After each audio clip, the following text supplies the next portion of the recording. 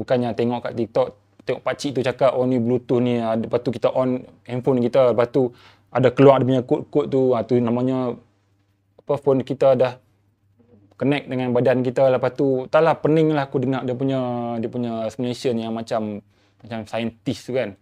Jadi aku dengar pun aduh, memang nampak sangat benda yang orang tu tak tahu apa benda dia cakap. Jadi kalau kita nak percaya pada satu teori tu, mestilah didasarkan pada disiplin ilmu. Kalau tak, ia akan membodohkan akal.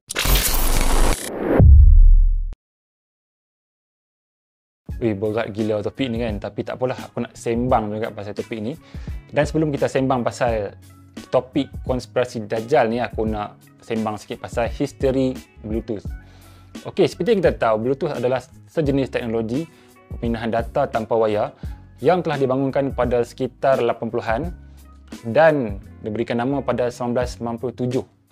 Diberikan nama sempurna nama Raja Viking pada abad ke-10 yang bernama Harald Bluetooth yang telah memerintah negara Denmark dan juga Norway pada waktu itu.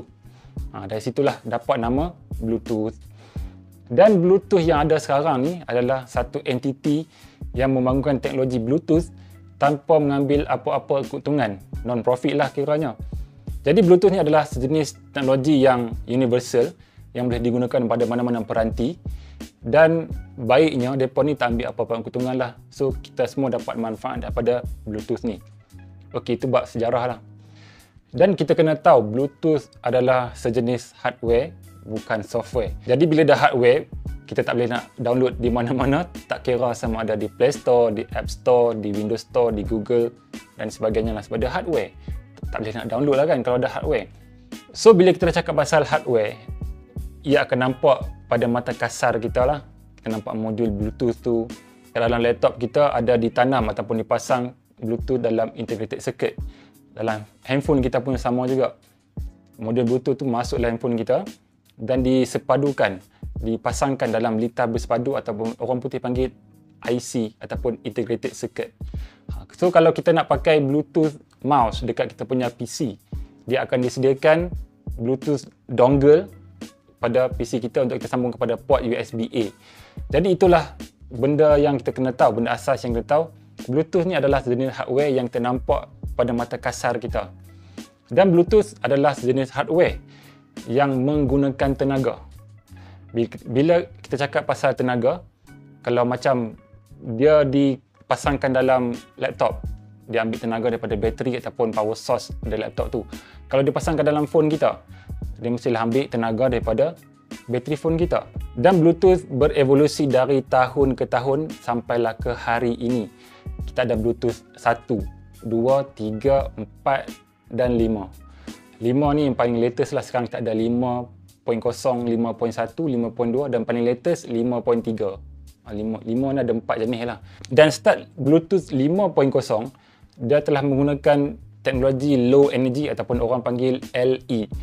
So dia tak samalah macam Bluetooth 4 dan ke bawah-bawah tu. Sebab 4 dan ke bawah tu dia tak ada low energy. So kalau kita pakai ataupun kita on Bluetooth sepanjang masa, dia akan menyebabkan bateri phone kita drain dengan lebih cepat lah. So kalau phone-phone yang gunakan Bluetooth 5 dan ke atas ni, dia akan menjimatkan bateri sebab dia ada low energy punya teknologi. So kalau hampa on sentiasa pun dia tak akan memakan bateri dengan lebih banyak berbanding Bluetooth bersih yang sebelumnya lah. Itu Bluetooth. Okey, kita sambung pada topik yang hangat diperkatakan pada beberapa bulan ni. Sebab aku pernah baca dekat Facebook, dekat Telegram channel, tengok dekat TikTok pun ada juga. Dia berkata Bluetooth ni dimasukkan ke dalam cairan vaksin. Okey, to be clear, aku nak bagi tahu stand aku lah pasal vaksin. Aku sebenarnya malas nak cakap pasal vaksin ni sebab vaksin ni merupakan isu yang sangat-sangat sensitif pada waktu sekarang kan. Stand aku, kalau hampa nak ambil, hampa ambil lah. Jangan kita condemn orang yang tak ambil. Dan orang yang tak ambil pula, jangan condemn orang yang ambil. So kita hormat pandangan masing-masing. Hampa nak ambil boleh, hampa nak tak ambil pun tak apa. Terpulang pada masing-masing, ni badan kita. Dan kita tak boleh nak paksa orang tak ambil ataupun paksa orang untuk ambil. Ni stand aku lah, to be clear.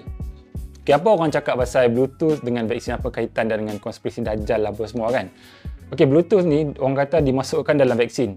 Okey, adakah benda ni betul? Okey, macam aku cakap tadi, yang poin pertama sekali, Bluetooth adalah sejenis hardware, bukan software. So, kalau Bluetooth itu dimasukkan dalam cairan vaksin ataupun vaksin solution itu, maka kita mestilah nampak Bluetooth itu ke dalam cairan vaksin atau botol vaksin tu.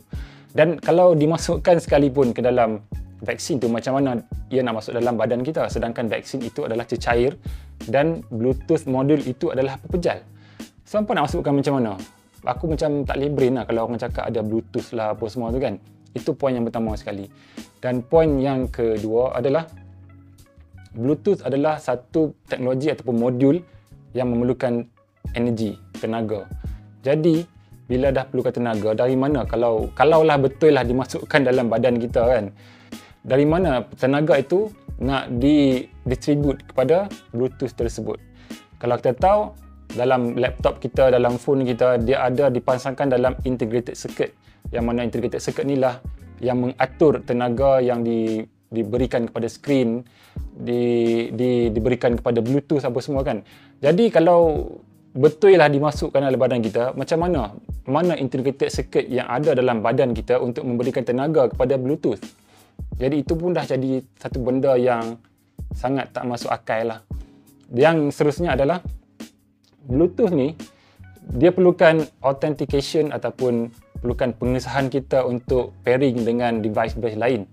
Contohnya kalau kita on Bluetooth dan kita nak pair dengan phone-phone lain ataupun device lain macam headphone ke, macam kita nak transfer data kepada phone lain ke kan, itu memerlukan authentication yang perlukan PIN. Kita perlukan masukkan PIN dan barulah proses pairing itu berlaku.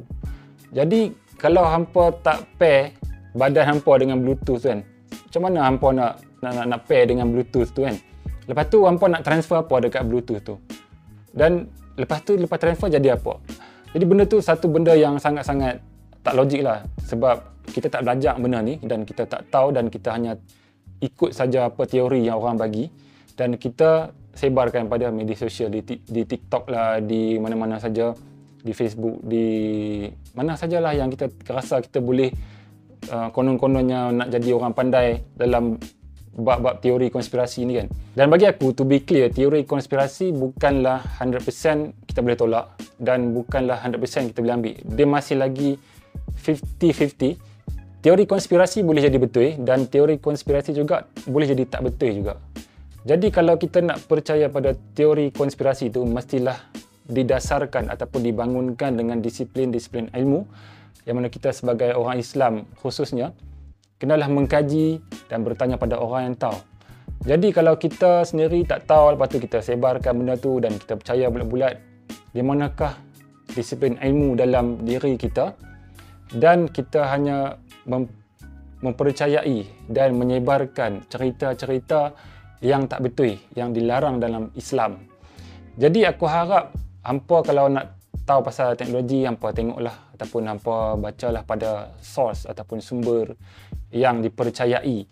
Bukannya tengok kat TikTok, tengok pakcik tu cakap, oh ni Bluetooth ni, lepas tu kita on handphone kita, lepas tu ada keluar dia punya kod-kod tu, tu namanya apa, phone kita dah connect dengan badan kita. Lepas tu taklah pening lah aku dengar dia punya explanation yang macam saintis tu kan. Jadi aku dengar pun aduh, memang nampak sangat benda yang orang tu tak tahu apa benda dia cakap. Jadi kalau kita nak percaya pada satu teori tu, mestilah didasarkan pada disiplin-disiplin ilmu. Kalau tak, ia akan membodohkan akal dan juga menghina akal kita, sebab kita percaya pada benda yang tak ada asas pada ilmu itu.